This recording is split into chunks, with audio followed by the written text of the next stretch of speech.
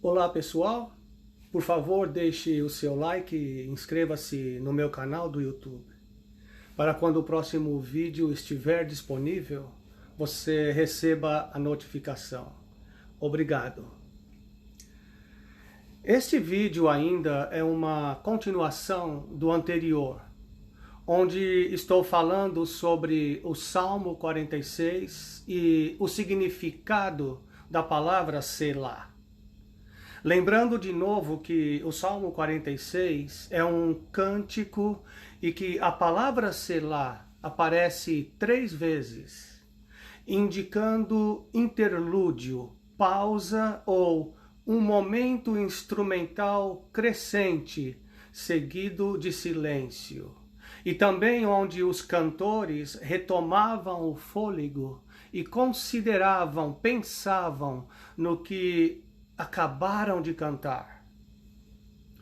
Vimos que o primeiro Selá é encontrado no final do versículo 3, onde podemos fazer uma pausa, meditar e louvar a Deus por sua promessa.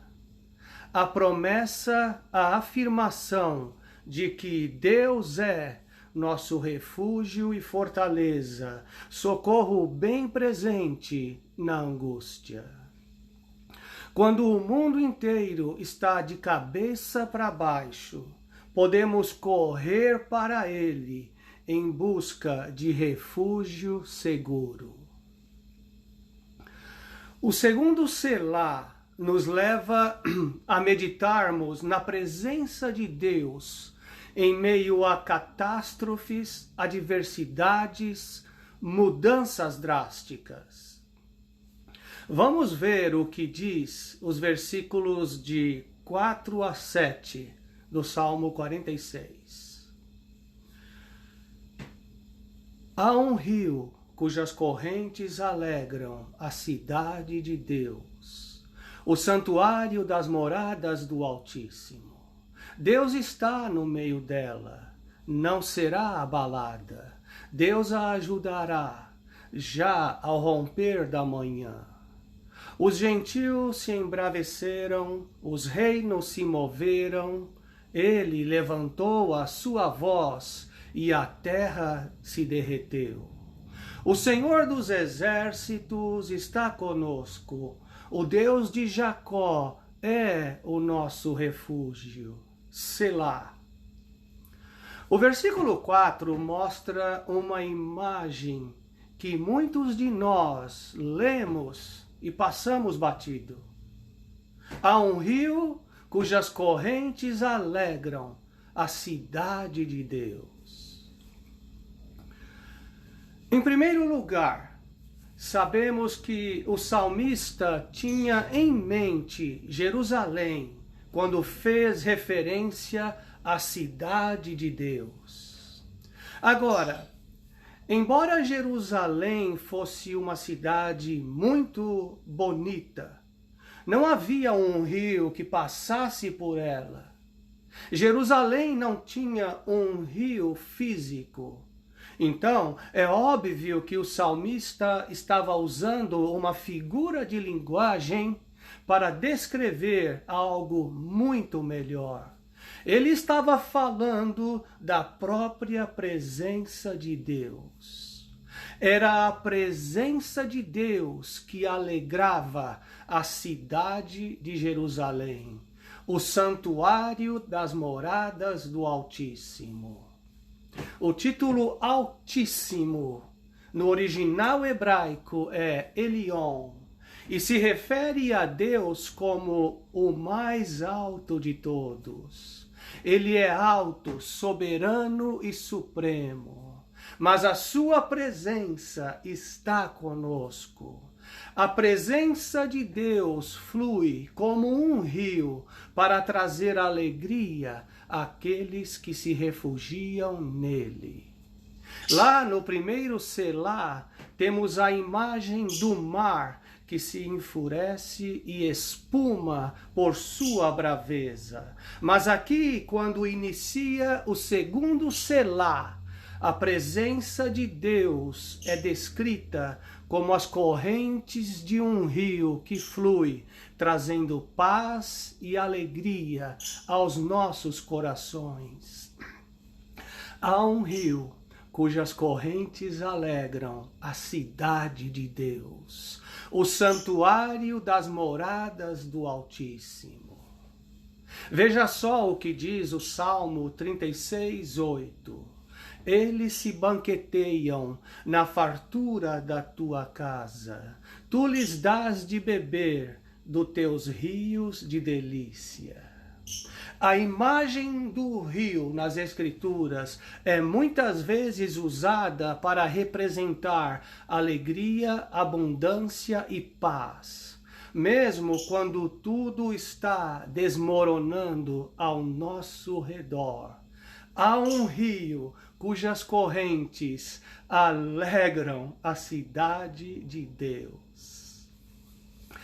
A presença de Deus com aqueles que fazem dele seu refúgio é uma das verdades mais presentes das Escrituras. O versículo 5 diz que Deus está no meio dela. E o versículo 7 declara que o Senhor dos Exércitos está conosco. Está conosco é da mesma raiz da palavra Emanuel, que significa Deus conosco, e foi usada em Mateus 1:21 para se referir a Jesus. Isso significa que quando depositamos a nossa fé em Jesus, temos Deus conosco o tempo todo.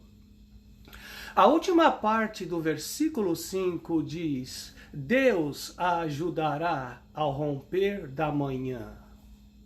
Não importa o quanto as coisas fiquem ruins, a presença de Deus é uma garantia de que Ele vai nos ajudar. Todos os dias, quando acordamos para começar um novo dia, podemos dizer com o profeta Jeremias, lá em Lamentações, no capítulo 3, 22 e 23. Por causa do grande amor do Senhor, não somos consumidos, pois suas misericórdias nunca falham, pois elas se renovam a cada manhã. Grande é a sua fidelidade. E Paulo escreveu aos Romanos que nem altura, nem profundidade, nem qualquer outra coisa em toda a criação será capaz de nos separar do amor de Deus que está em Cristo Jesus, nosso Senhor. Deus está presente com aqueles que se refugiam nele, mesmo quando as nações se enfurecem, os reinos cambaleiam. A palavra embravece, enfurece, no versículo 6, é a mesma palavra usada no versículo 3 para descrever o furor das águas do mar. Quando as nações estão agitadas como as ondas do mar, Deus ainda está com aqueles que se refugiam nele. Não importa o quanto as coisas fiquem ruins, sempre podemos contar com a presença dele, a sua paz, a sua alegria. O versículo 7 diz que o Senhor dos Exércitos está conosco.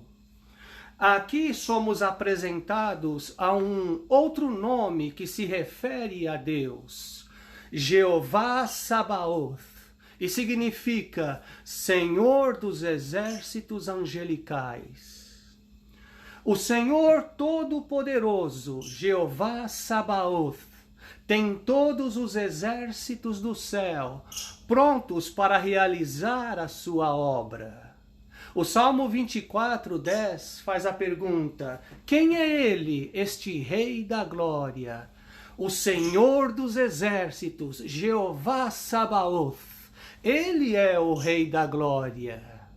Deus é o Rei e General de todos os exércitos, tanto espirituais como terrestres. E Ele os mobiliza para cumprir os seus propósitos. Ele é Jeová Sabaoth, o Senhor dos exércitos angelicais. Mas veja que tremendo, no final do versículo 7, Ele é também o Deus de Jacó, o Deus de um homem cheio de problemas. Jacó era conhecido por suas trapaças. O seu nome significa enganador. Mas Deus não desistiu dele. Deus trabalhou na sua vida, moldando e modelando aquele homem, seu caráter, fazendo dele um homem de fé. Eu e você temos muito em comum com Jacó. Somos cheios de falhas e defeitos, mas Deus está trabalhando na gente, de dentro para fora, para que a cada dia fiquemos mais parecidos com Jesus. Eu sei que vai levar tempo, mas Ele não desistiu de nós. Ele está conosco, a sua presença é real. Há um rio cujas correntes alegram a cidade de Deus, o santuário das moradas do Altíssimo. Aleluia. Amém.